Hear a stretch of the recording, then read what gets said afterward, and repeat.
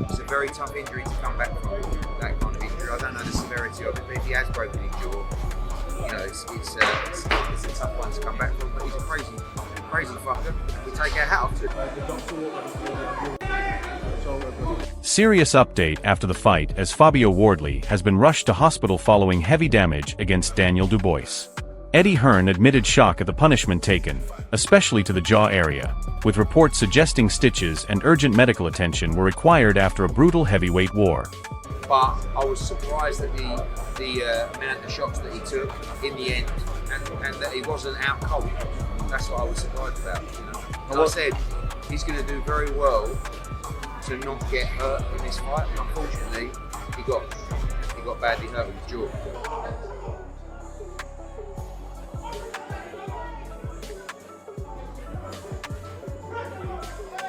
Frank Warren explains that after the fight, doctors immediately examined Fabio Wardley and had to carefully approve any medication before giving it to him.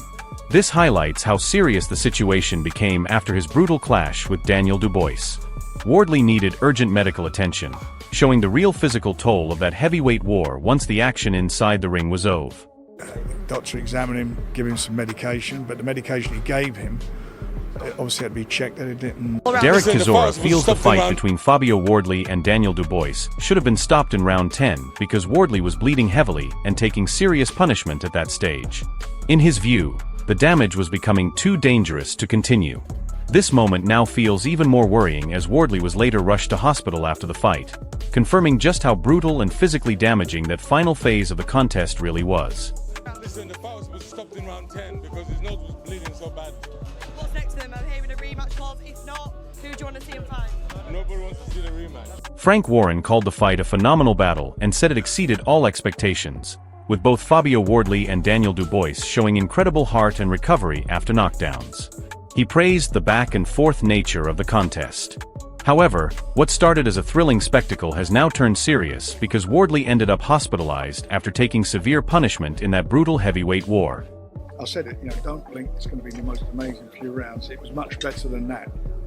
It was just a phenomenal fight, phenomenal to watch, to witness and see these two guys, what they did, bearing their soul and getting off Daniel getting off the floor and canvas and coming back how he did. It swung both ways to fight, and it was just Concerns are now being raised about Fabio Wardley's condition after the fight, with questions emerging about the long-term impact of the damage he sustained against Daniel Dubois. Observers are worried that the injuries, especially after being rushed to hospital, could affect his future in the sport. What was once seen as a brutal war is now becoming a serious medical talking point for the boxing world. Probably shouldn't be doing that, right? There he goes again. Now again, I'm no doctor. I don't know, but it does seem like that's a bit of an issue. And of course, he just got the new, ranch in Georgia, so I'm sure he's been doing crazy shit over there as well. Time to celebrate, he says. There's our medals. Jake. Buddy McGirt believes the early knockdown changed the entire fight for Fabio Wardley, forcing him into a more aggressive and risky approach. After that moment, Wardley relied heavily on power shots, which created a dangerous war with Daniel Dubois. That same intensity also contributed to the punishment he suffered, which later led to his hospital situation after the fight. Hell of a fight. I think the worst thing that happened was that knockdown in the first round. After that, Wardley was just looking for that right hand. No jabs, no defense, no left hook. Sorry, meat and chicken. You know what I mean? But it was a hell of a fight. He showed the heart of a champion, and I think there should be a rematch. Dominic Ingle praised Fabio Wardley's toughness and called it one of the best fights he has ever witnessed. He highlighted how Wardley refused to quit even when exhausted and badly hurt, showing true warrior spirit. However, that same bravery came at a cost as Wardley was later hospitalized, proving just how damaging and punishing this heavyweight battle truly was. I'll tell you what, it's one of the best fights I've ever seen. One of the best fights. Fair play to Fabio Wardley. What a hard man he is. He didn't want to quit, his corner didn't pull him out. And Daniel Dubois kept his composure. He kept his composure, stuck to the plan. He started to get a bit tired himself. He realised that Wardley has still got something in the tank. He kept pulling it out of the bag, he looked dead on his feet. But what a fight that... Derek Chisora criticized Fabio Wardley's approach, saying he abandoned fundamentals and relied too much on power shots during the fight. He believed Wardley did not use enough jab work or structured boxing.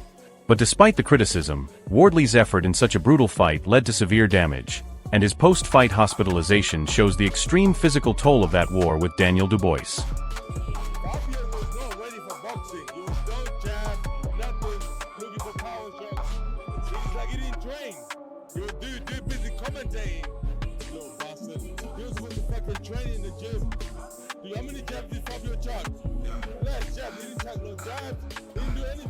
Daniel Dubois just admitted something that will shock you. He had to mentally wake himself up mid-fight. Against Fabio Wardley, the heavyweight champion nearly lost control of his own mind. I needed that slap just to wake up, stay in reality, not slip. I got to dig deep. And as a warrior, you have to dig deep. You've got to go to that dark place and come out. Listen to what his corner had to tell him. They literally had to snap him back to reality. This wasn't some easy title defense. This was a champion fighting for his mental survival in the ring.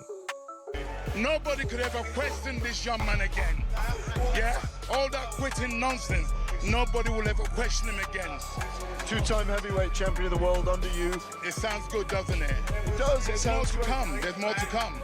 We were in there with a very dangerous fighter in the name of Fabio Wardley. He should be proud of him. Don Charles is now defending Dubois like his life depends on it. He's saying nobody can ever question his heart again. But here's what's wild. If Dubois was so mentally strong, why did he need that wake-up call?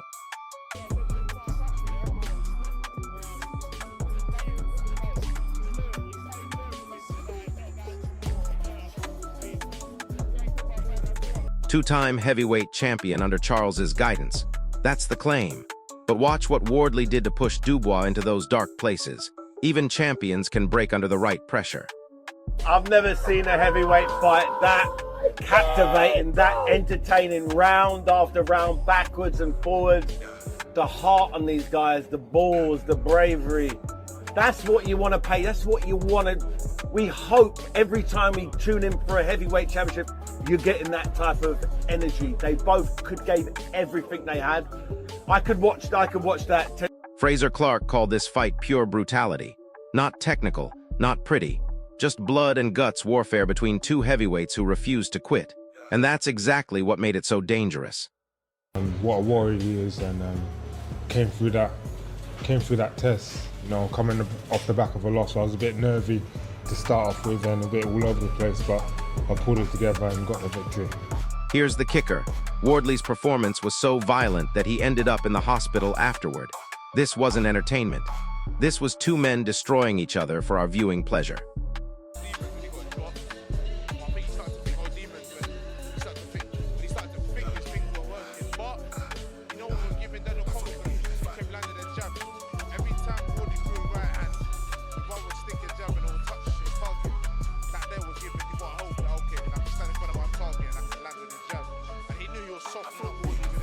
David Haye couldn't believe what he was watching. One of the most entertaining heavyweight fights ever, he said. But entertainment came at a cost. Wardley absorbed punishment that left him in a seriously worrying condition.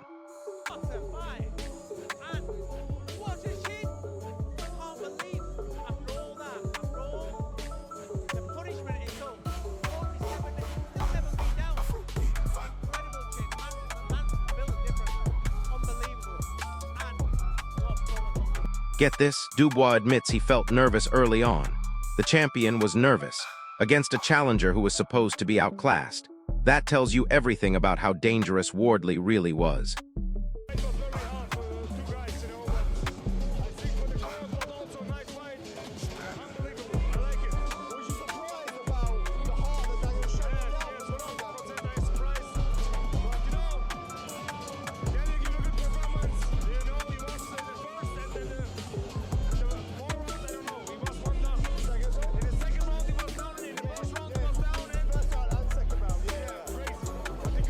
That wake-up moment in the corner, it saved Dubois' title. Without his team snapping him back to focus, this could have been a completely different story. Champions aren't invincible, they're human. It was just incredible. I couldn't believe what I was watching at times there. I mean, listen, it was all going wrong at the start, wasn't it? When Fabio put him down a couple of times, but Daniel showed the heart of a lion in there, got it together, got behind his jab, and really started busting Fabio up. And by the way, Fabio Wardley is one hard bastard. My God, what a hard man. So is Daniel Dubois. Two very, very tough, strong men going at it for the world heavyweight title.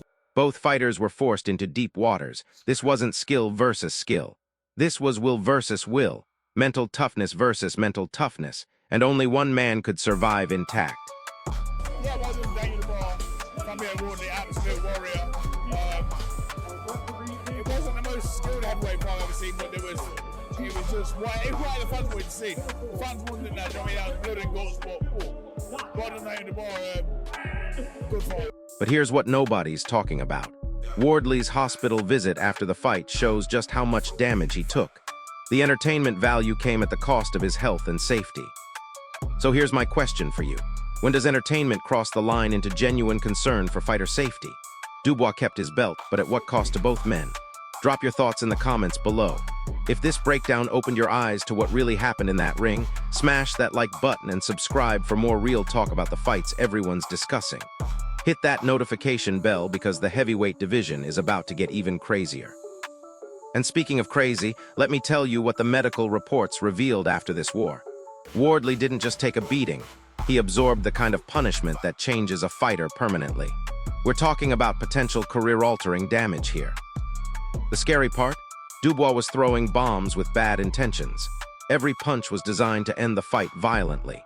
When a heavyweight champion admits he had to mentally reset mid-fight, you know the other guy was pushing him to places he'd never been before. But here's where it gets really interesting. Wardley's corner knew exactly what they were doing. They sent their fighter into battle against a champion who was mentally vulnerable. That's not luck, that's strategic warfare at the highest level. Think about this for a second. How many champions have publicly admitted to having mental breakdowns during title defenses? Dubois just exposed something most fighters would never reveal. The pressure almost broke him completely.